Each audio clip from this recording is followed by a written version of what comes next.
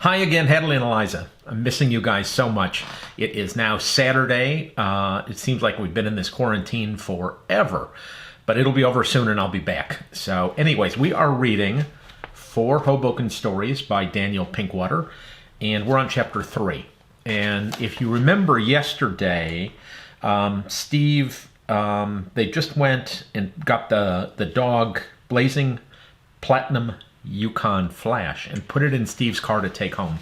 So anyways, every time I start to read these, I want to cough. So I have some Fleejix here that I'm gonna drink, and Fleejix is from another Daniel Pinkwater story that we'll read later on. Oh, good Fleejix. Even though Steve is technically an adult, he still lives with his mother and father. When he introduced Edward to them, they told him that Edward was not invited to live in their house. You really couldn't blame them. Large portions of Steve's comic book, record, and sneaker collection, these things wouldn't fit in the back room of the Magic Moscow.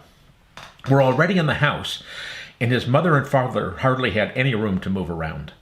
So we tried taking Edward to live at my house. My parents were very unfair. They just said no, without any really good reason, except that they are both allergic to dogs. So Edward went to live in the Magic Moscow. It says Moscow here, so we're going to say Magic Moscow. I thought it was the Moo Cow. The aftershave lotion that John Crisco had squirted him with was beginning to wear off, and Edward smelled pretty stale. We gave him 3 baths, which helped a little. After his bath, Edward crawled under a table and went to sleep. "Are you sure that he's going to be a famous show dog?" I asked. "Of course he is," Steve said. "He looks just like his grandfather, Champion Golden Tooth Gorilla. Didn't you see how John Crisco hated to part with him? When he grows up, he'll be a famous dog with lots of ribbons." Edward coughed in his sleep under the table. "Then why didn't John Crisco keep him?" I asked. We looked at Edward. His head was too big for his body and his feet were floppy. When he walked around, he kept bumping into things. We took Edward to the vet, who gave him some medication for his cough. The vet said that he was not a very healthy puppy, but if we took extra good care of him and fed him well, he might grow up to be big and strong. Edward liked living in the Magic Moscow. He liked Steve and me. He liked getting all the food and water he wanted. Every night, Steve would make him a grilled cheese sandwich as a special treat before we went home. Edward's cough got better. We expected him to get bigger, but we weren't prepared for how fast he got bigger and how big he got. He got to be very big, very fast. His head got bigger too, but he still kept tripping and bumping into things because his feet were still too big for his body. Edward liked the people who came to the Magic Moscow. When someone he especially liked came, he would jump up and down, trip and fall down, and lick their faces. At times, he would lie behind the counter asleep, snoring and growling. Even after months of baths, he still had a faint smell like very old basketball shoes. For a long time, Edward was afraid of trucks. Whenever one went past, he would shriek and jump in the air. Edward got over being afraid of trucks. Then he took up singing. He usually sang at night, and the people who lived near the Magic Moscow would call Steve on the telephone and make suggestions about Edward. For a long time, Edward went through a period of liking to fight with other dogs. Whenever Edward saw another dog, he would try to chomp it. He especially wanted to fight big dogs, and Steve and I would have to drag him away, snarling and growling. Steve thought that maybe Edward had a bad experience when he was little. Steve didn't know how right he was. One day, a customer came to the Magic Moscow. His name was Davis, and he was a world-famous dog expert. He told us so. "This looks like one of John Crisco's Malamutes," Davis said. David Davis, that's his name, said. 2 Davises. "That's right," Steve said. "Can you tell just by looking?" "Friend, there's very little I don't know about dogs," David Davis said. Davis, I keep saying that wrong. And I know quite a bit about the famous Mr. John Crisco, too. "Such as what?" Steve asked. "Well, for one thing, he doesn't feed his dogs enough. He doesn't give them enough water either, which is even meaner.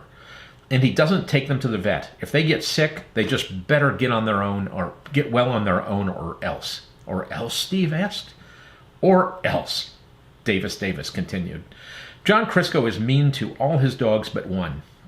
That is the one really good dog he has, and at least he thinks so.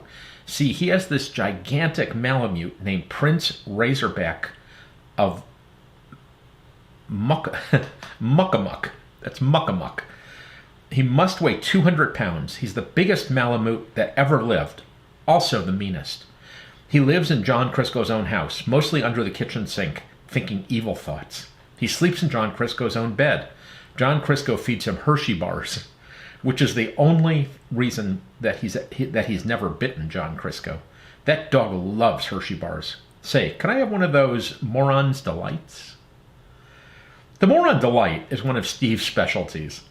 It has 6 flavors of ice cream, 2 scoops each, a banana, a carrot, 3 kinds of syrup, whole roasted peanuts, a slice of Swiss cheese, a radish, yogurt, wheat germ, and a kosher pickle.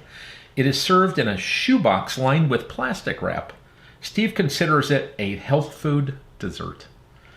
While Steve was making the Moron's Delight, Davis went on about John Crisco. At night, John Crisco lets Prince Razorback of Muckamuck go out to the kennels and terrify the dogs and puppies. Poor things. If Prince Razorback of Muckamuck sees a nose or a paw sticking out of a cage, he chomps it. He's a nasty dog. Every now and then, John Crisco takes Prince Razorback to a dog show, Davis went on.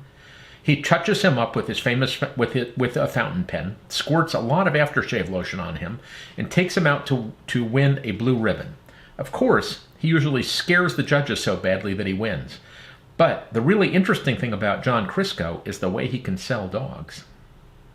He makes up all sorts of high-sounding names for them and gets people to pay 6 times what the dog's is worth. One of his favorite tricks is telling people that a dog is the grandson of Sergeant Schwartz's dog, Hercules.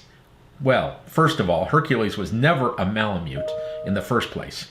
He was a St. Bernard with a lot of makeup. And he also never did have any puppies. Yes, sir, that John Crisco is quite an operator. Davis walked away, eating his Moron Delight with a plastic spoon as he went. Do you think he's right? I asked Steve. Do you think that John Crisco is a swindler? No, Steve said. That Davis doesn't know anything. Then he looked at Edward for a long time. You know, Steve said, even if Edward doesn't become a famous champion and win prizes at dog show, he's a very nice dog just the same. I think so too, I said. That night, Steve put a scoop of ice cream on top of Edward's grilled cheese sandwich. It's the end of Chapter 3. Chapter 4 is next. Love you guys. Miss you terribly.